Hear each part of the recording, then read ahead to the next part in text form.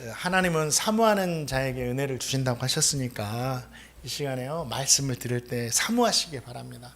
하나님께서 나에게 어떤 말씀을 주실까? 이 시간에 사도행전 12장 1절부터 19절 말씀입니다. 사도행전 12장 1절에서 19절 말씀. 우리 일부 예배 드린 성도님들도 이렇게 말씀을 통해서 많은 은혜를 받았습니다. 저도 은혜가 되었고, 자, 사도행전 12장 1절부터 19절인데요. 본문 말씀이 길잖아요. 그래서 시간을 좀 절약하기 위해서 1절부터 5절까지만 말씀을 읽도록 하겠습니다. 사도행전 12장 1절부터 5절 말씀 같이 합독으로 읽겠습니다. 시작. 그때 헤롯 왕이 손을 들어 교회 중에서 몇 사람을 해하려 하여 요한의 형제 야고보를 칼로 죽이니 유대인들이 이 일을 기뻐하는 것을 보고 베드로를 잡으려 할세. 때는 무교절 기간이라 잡음에 옥에 가두어 군인 넷씩인 넷배에 맡겨 지키고 6월절 후에 백성 앞에 끌어내고자 하더라. 이에 베드로는 옥에 갇혔고 교회는 그를 위하여 간절히 하나님께 기도하더라. 아멘. 헤롯 왕이 교회를 박해하기 시작했습니다. 그리고 요한의 형제였던 야고보 사도를 칼로 죽이죠. 순교하신 거죠. 유대인들이 그것을 기뻐하는 것을 보고 헤롯이 베드로까지 잡아서 옥에 가두었습니다. 유대인들은요, 기독교인들이 아니에요. 예수 믿는 성도들이 아니거든요. 그래서 지금도 기독교에 대한 반감이 많습니다. 그래서 최근에 언론에 나왔잖아요. 유대인 군인들이 예수님 십자가 막 불태우고 또 짓밟고 또 마리아상 이렇게 하고. 근데 이게 지금 유대인들의 분위기예요. 왜냐하면 유대인들은 예수님을 부인하고 좀 잘 봐주면 선지자로 보든지 아니면 이단의 괴수라고 계속 여기고 있습니다. 그래서 그 유대인들은 예수 믿는 사람들이 아니고 아직도 미전도 종족에 이렇게 구분되어 있거든요. 그때 당시도 마찬가지였어요.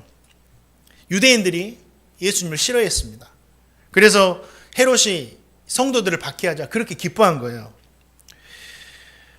베드로는 이제 잡혀가지고 군인들에게 철저히 감시를 받고 있었고, 다음 날이면 야고보처럼 끌려가서 순교할 위기에 처해 있었습니다. 교회는 그 시간 베드로를 위해서 간절히 하나님께 기도했죠. 하나님 살려주세요. 하나님 살려주세요.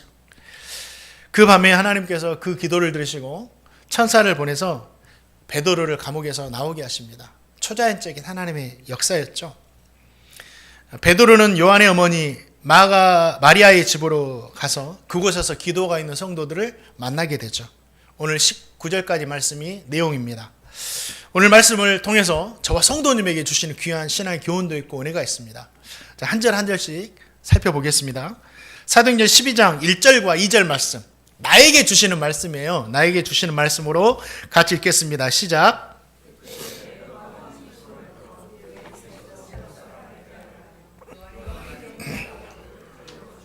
아멘. 헤롯 왕이 교회를 박해하기 시작했습니다. 그 중에 몇 사람을 해하려고 손을 들었죠. 그리고 요한의 형제 야고보를 칼로 죽입니다.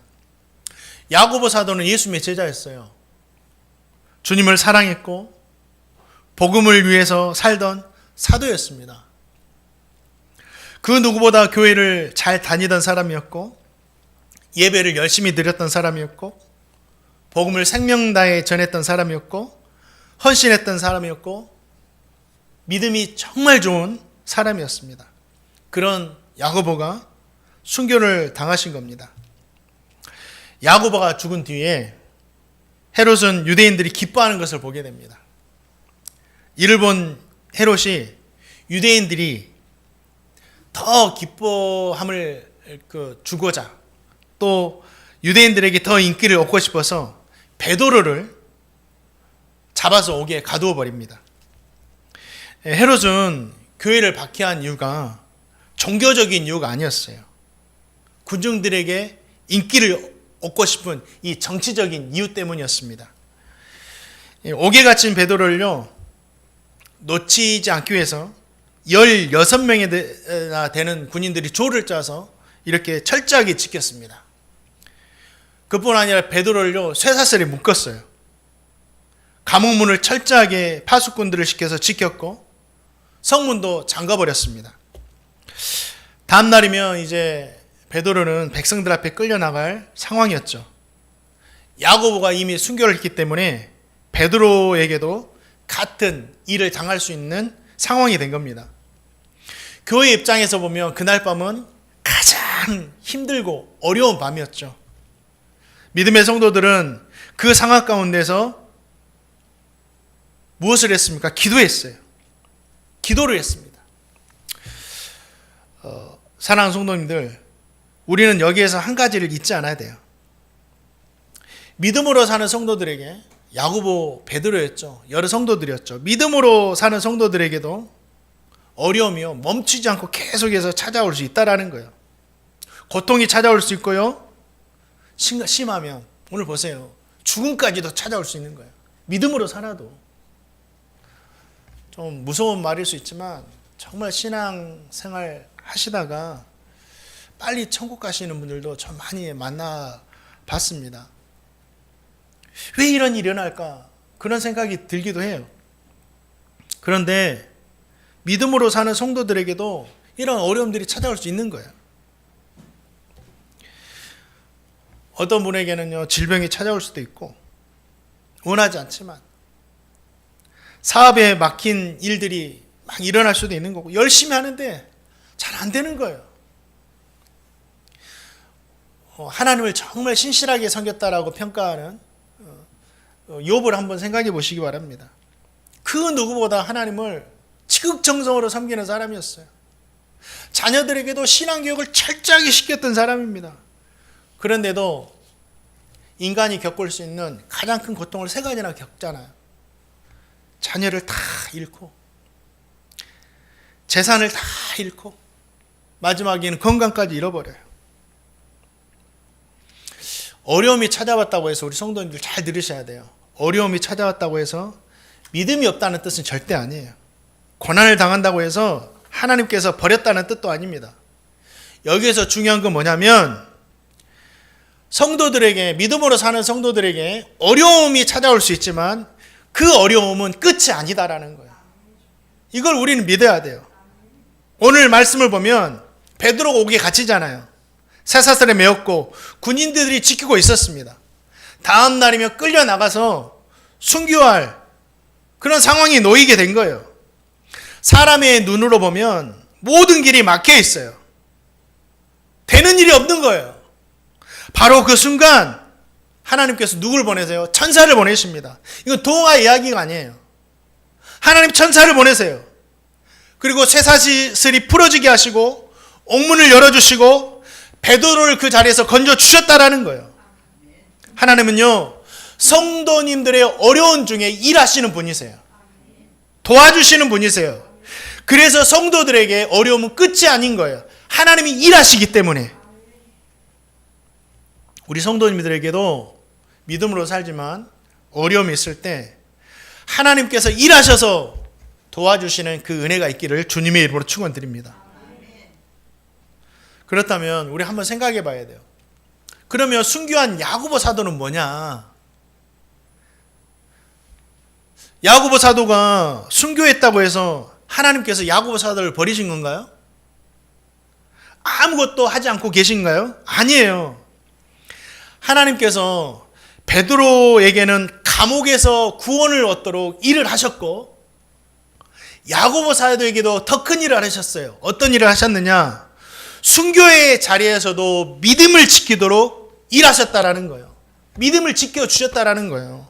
야고보 사도가 힘있고 능력이 있어서 순교의 자리까지 믿음을 지켰던 것이 아닙니다.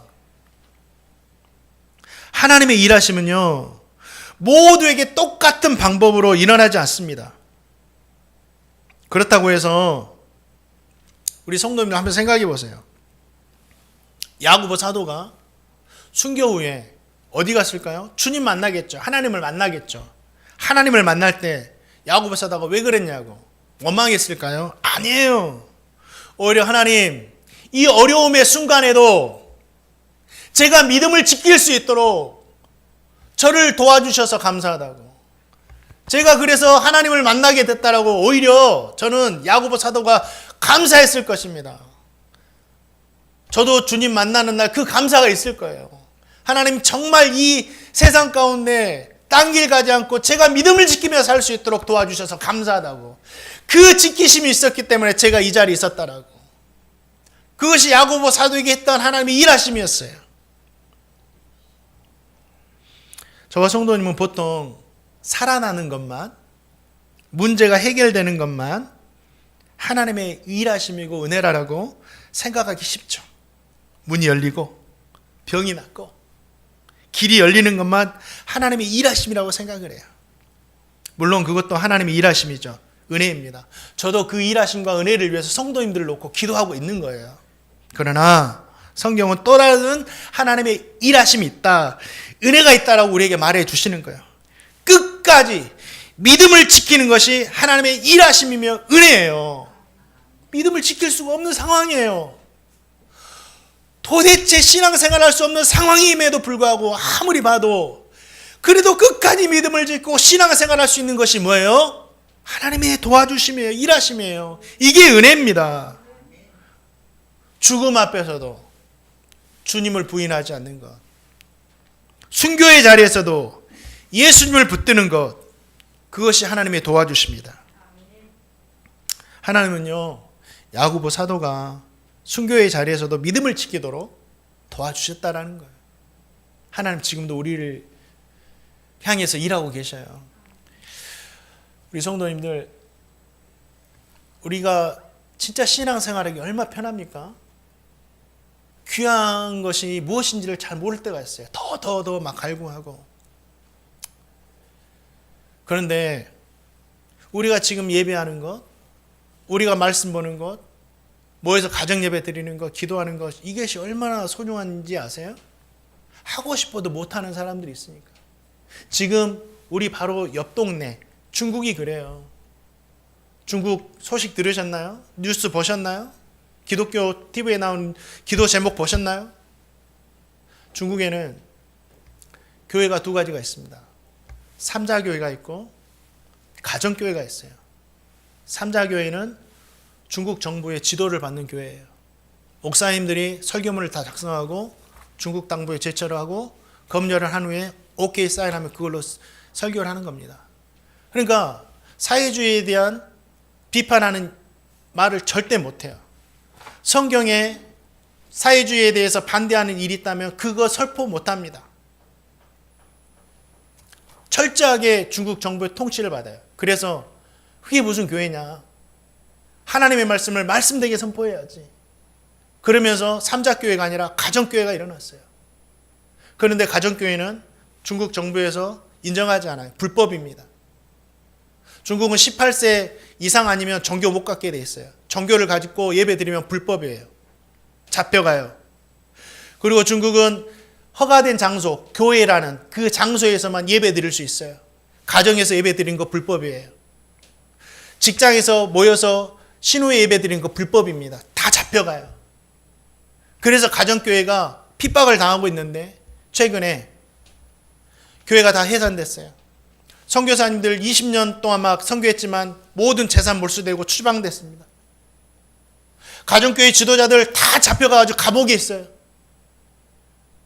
변호사들이 나서서 변호하지만 변호하는 변호사들 자격까지 다 박탈시켜버렸어요. 지금 풀려날지도 몰라요. 그런데도 이분들을 기도를 멈추지 않아요.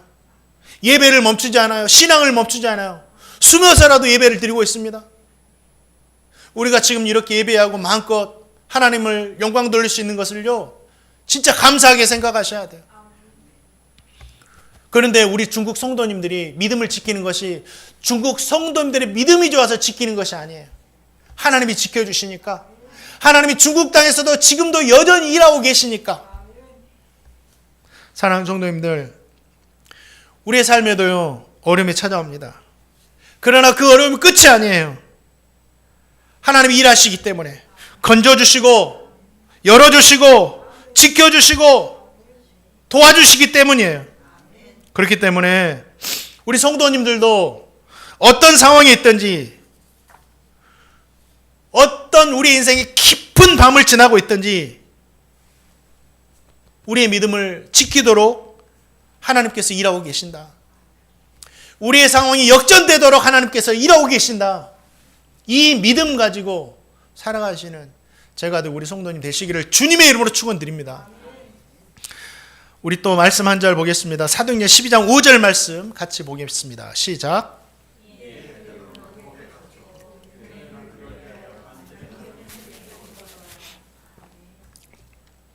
예루살렘 교회에 야고보 사도의 순교의 소식이 전해졌습니다. 스데반 집사님께서 순교하신 지 얼마 되지 않았는데 믿음으로 인해서 교회에 계속해서 아픈 일들이 일어나고 있는 거예요. 그리고 예루살렘 교회 지도자 중에 한 명이었던 베드로까지 붙잡혀서 옥에 갇혔다는 소식을 듣게 되었습니다. 그 소식을 들은 교회가 헤롯을 어떻게 당해볼 수 없는 거예요. 감옥 문을 열 수도 없는 거예요. 군인들을 물리칠 수도 없는 거예요. 베드로를 잡혔다는 소식을 들었지만 어떻게 구해낼 수 힘이 없는 겁니다. 그렇게 무능한 교회였어요. 무기력한 교회였어요. 그러나 교회가 할 수 있는 일이 딱 하나 있었어요. 베드로를 위해서 교회가 할 수 있는 일이 딱 하나 있었습니다. 그것이 무엇입니까? 하나님께 기도하는 거였어요. 그 소식을 들은 교회는 그 유일한 방법 한 가지를 붙들고 하나님께 기도했습니다. 기도의 내용이 성경에는 나와 있지 않아요. 하나님, 야고보 사도 순교했는데 베드로 사도까지 이러면 안 됩니다. 살려주십시오. 도와주십시오. 우리 앞에 다시 돌려주십시오. 기도했겠죠. 성도들은 기도하는데 어떻게 기도했다고 그래요? 간절하게 기도했다고 해요. 간절하게. 저와 성도님이 기도할 때 주시면 좋고 안 주시면 어쩔 수 없고 이렇게 기도하면 안 돼요. 간절하게 기도해야 돼요. 이 간절한 기도가 뭐냐? 끝까지 포기하지 않고 기도하는 거예요. 응답될 때까지. 저의 기도도 이 간절함이 없는 것 같아요. 끝까지 포기하지 않고 응답될 때까지 기도해야 돼요. 이 간절함입니다. 상황이 닫혀 있어요. 감옥문도 닫혀 있고 쇠사슬로 베드로가 묶여 있고 군인들은 철저하게 지키고 있습니다. 인간적으로 보면 방법이 없는 거예요. 포기할 수밖에 없어요. 이제 어쩔 수 없다. 야고보가 죽었으니 베드로 사도도 어려울 것이다. 헤롯 권세 앞에 우리가 할 수 있는 것이 무엇이냐? 이렇게 생각했을 수도 있죠. 그럼에도 불구하고, 그런 상황임에도 불구하고, 그렇게 생각할 수밖에 없는 상황임에도 불구하고 교회는 포기하지 않습니다. 사람의 방법이 막혔다고 해서 하나님의 길까지 막힌 것이 아니기 때문이에요. 교회는 감옥의 문은 열 수 없었지만 기도의 문은 열 수 있잖아요. 베드로에게 갈 수 없었지만 하나님께는 갈 수가 있었습니다. 헤롯의 명령은 바꿀 수 없었지만 역사의 주관이신 하나님의 마음은 움직일 수가 있는 거예요. 기도를 통해서. 사방팔방이 막혀 있어도요, 하늘은 열려 있는 겁니다. 그리고 성도들은요, 하나님께 부르짖었습니다. 포기하지 않고 기도했어요. 이것이 간절한 기도예요.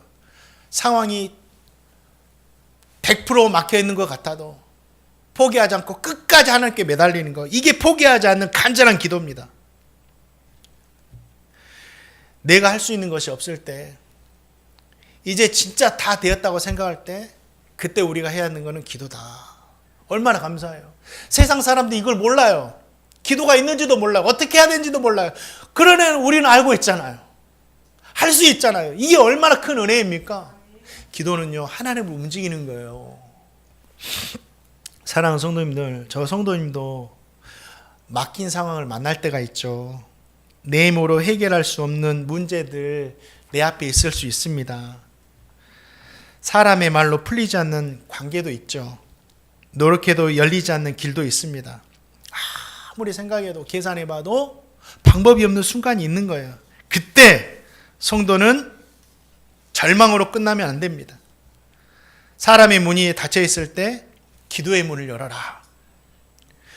불의한 재판장의 비유를 들으라고 우리 주님께서 말씀하시잖아요. 불의해요. 돈 받고 들어주고 돈 없으면 안 들어주고 없는 사람 무시하고, 이게 불의한 재판장이거든요. 과부가 생각해 봤어요.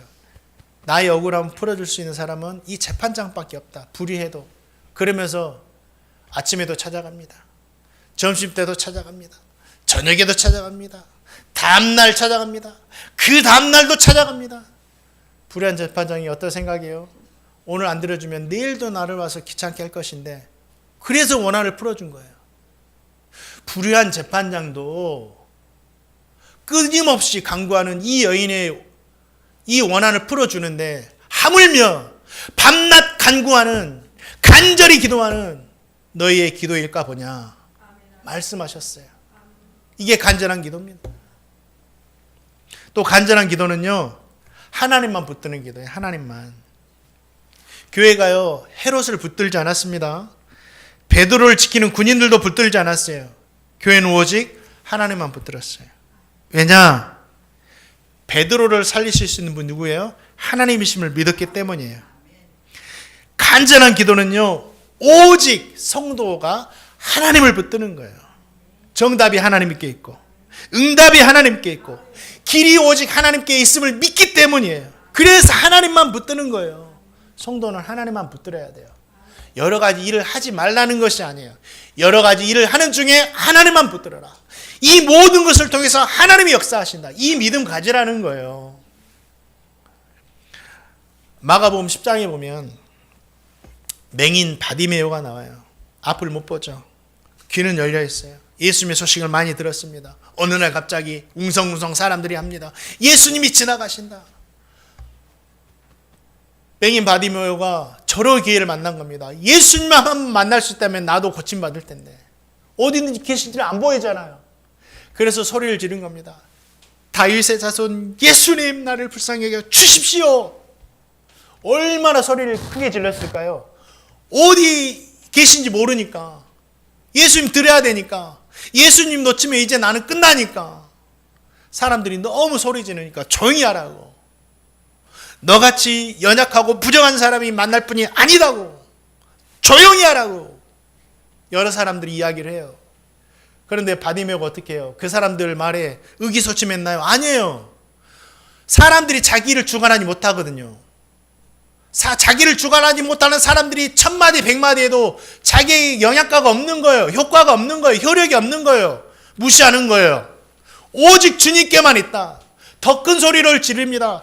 다윗의 자손 예수여, 나를 불쌍히 여겨 주십시오. 그 소리에 주님이 이미 들으셨겠죠. 가는 길을 멈추시고 고쳐주시는 거예요. 사랑하는 성도님들, 간절한 기도가 이거예요. 오직 하나님만 붙드는 거예요. 주님, 나를 불쌍히 여겨 주십시오. 주님, 우리 가정을 불쌍히 여겨 주시고 우리 교회를 불쌍히 여겨 주시고 하나님, 이 문제 가운데 은혜를 베풀어 주십시오.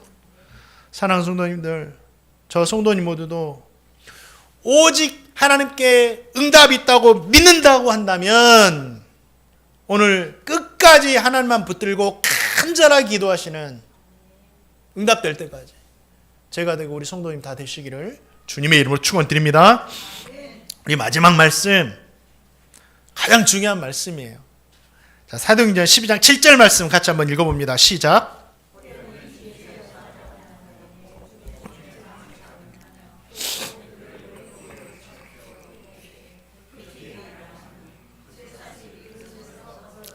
아멘. 교회는요, 베드로를 위해서 계속해서 기도했어요.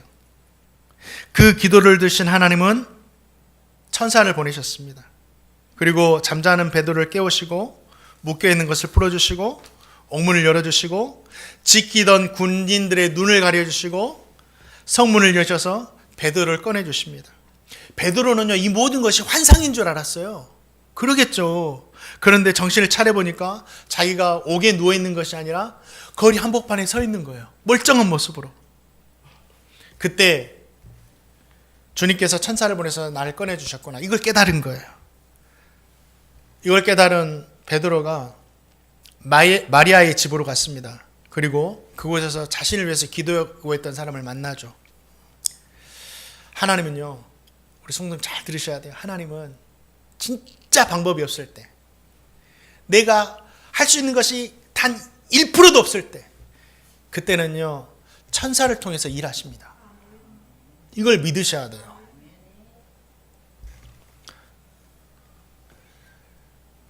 다니엘이 사자굴에 던져졌을 때예요. 그에게 권력이 있었지만 이 권력을 누리는 것보다 하나님께 기도하는 삶을 선택하다가 사자굴에 던져집니다. 사자굴에 던져지면 권력도 다 빼앗기고 힘도 없고 아무것도 없는 상태가 된 거예요. 진짜 자기에게는 도와줄 사람도 아무것도 없어요. 근데 여러 마리의 사자들이 자신을 향해서 막 다가올 때 얼마나 무서웠을까요? 그런데 아무것도 할 수 없는 그때 하나님께서 일하시는 거예요.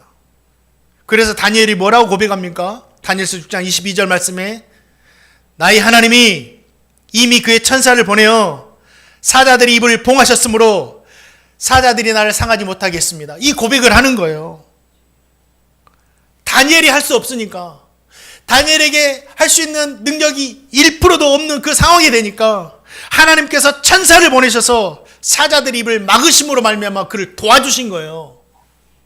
사랑하는 성도님들, 성도님들에게도 다니엘처럼 이 기도하는 성도들처럼 진짜 어떻게 할 수 없는 그 상황이 만날 때가 있어요.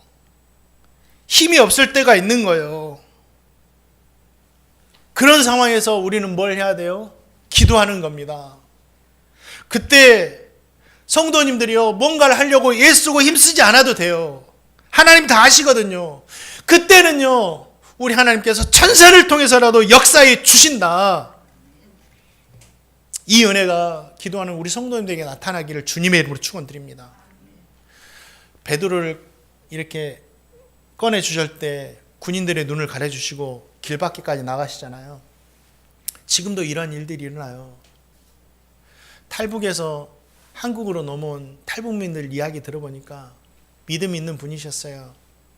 탈북을 하다가 얼마나 그 밤에 움직이는데 두려웠을까요? 그런데 소리가 나는 거예요. 맞은편에서 보니까 군인들이에요. 그 순간 얼어가지고 기도했대요. 주님 도와주세요. 주님 도와주세요. 근데 군인들이 그 기도하는 성도를 못 보고 지나친 거예요. 그래서 그분이 무사히 탈북을 할 수 있었어요. 그리고 간증하는 거예요. 지금도요, 하나님 우리가 어떻게 할 수 없는 상황에서는 도와주시는, 일하시는 역사가 있다. 신비가 아니에요. 믿음을 가지시기 바랍니다. 또 한 가지, 이게 이제 진짜 은혜가 되는 건데, 우리의 완전하지 않는 기도와 믿음에도요, 하나님 은혜를 주셔요. 저는 이 부분에서 너무 감사했어요. 베드로는 감옥에서 풀려난 뒤에 마가라는 요한의 어머니 마리아의 집으로 가죠. 그곳에는 많은 사람들이 모여서 베드로를 위해서 기도하고 있었죠. 저녁까지. 교회가 모여서 베드로를 위해서 기도하고 있는데 베드로가 거기 가서 대문을 툭툭툭 두드리는 거예요. 그러니까 어린아이 로데라는 여자아이가 나와서 베드로를 이렇게 소리를 듣고 너무 기뻐하는 거예요. 문을 열어줘야 되는데 너무 기뻐가지고 열어주지도 못하고 안으로 뛰어가서 베드로 사도가 문 밖에 왔다라고 소식을 전해주는 거예요. 그때 기도하던 성도들이 하나님께서 우리의 기도를 응답해 주셨다 이렇게 했나요? 아니에요. 로데의 이야기를 들었던 그 성도들이 뭐라고 합니까? 네가 미쳤다. 너가 미쳤다. 이게 뭐예요? 기도하면서 하나님 살려달라고, 하나님 꺼내달라고 기도하면서도 정작 응답이 왔을 때는, 정작 응답이 문 앞에 있을 때는 믿지를 못하는 거예요. 로데가 계속 아니다고, 진짜 왔다고, 참말이라고 이렇게 말을 해도 그렇다면 천사다. 네가 잘못 본 거다. 잘못 들은 거다. 이렇게 이야기하는 거예요. 차마 자기들은 기도했지만 그것이 진짜 응답이 될까? 생각지도 못했던 거예요. 그냥 기도만 했던 거예요. 완전하지 못한 믿음으로 얼마나 연약합니까? 여기서 무엇을 알 수 있죠? 교회가 완벽한 믿음을 가지고 기도했기 때문에 하나님께서 응답하신 것이 아니에요. 그들의 믿음에는 부족함이 있었습니다. 오늘 보세요. 기도를 했지만 응답이 왔을 때 믿지를 못했어요. 믿는다고 했지만 하나님께서 막상 행하시니까 그 행하심을 쉽게 받아들이지 못합니다. 그럼에도 불구하고 그런 믿음이 하나님께서 역사해 주신 거예요. 왜냐?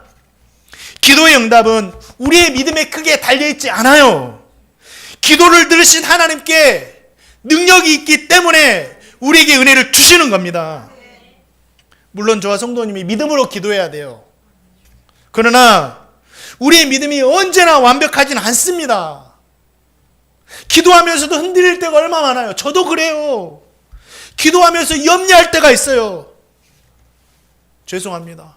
기도하지만 정말 될까? 정말 치료될까? 정말 응답이 있을까? 이런 의심들이요, 기도하는 중에도 왔다 갔다 할 때가 많아요. 그렇지만 그 의심들을 물리치고 기도하는 겁니다. 의심을 끊어안고 막 기도하는 거예요. 그런데 감사한 것은 하나님께서 우리의 연약함보다는 그 연약한 믿음보다 하나님께서 더 크시다라는 거예요.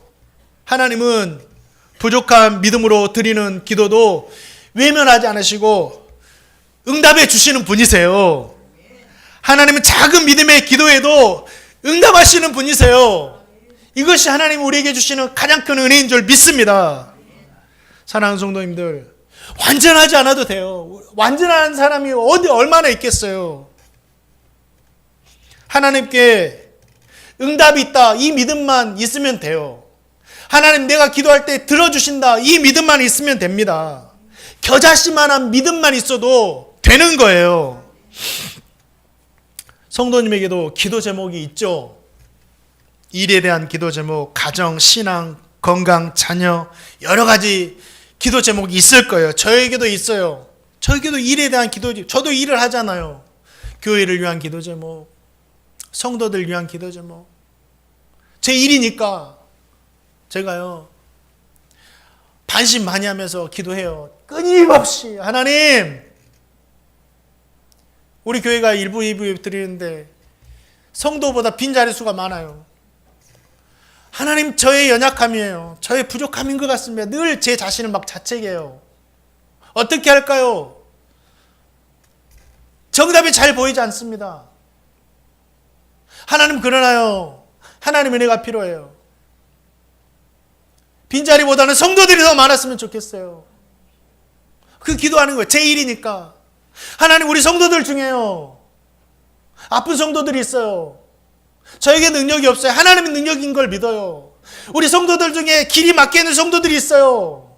우리 성도들 중에 자녀들의 신앙의 문제로 고통하는 성도들이 있어요. 하나님, 도와주세요. 저는 할 수 없어요. 제 일이니까. 이런 기도를 드리는 거예요. 제 기도가 뭐 완전하겠습니까?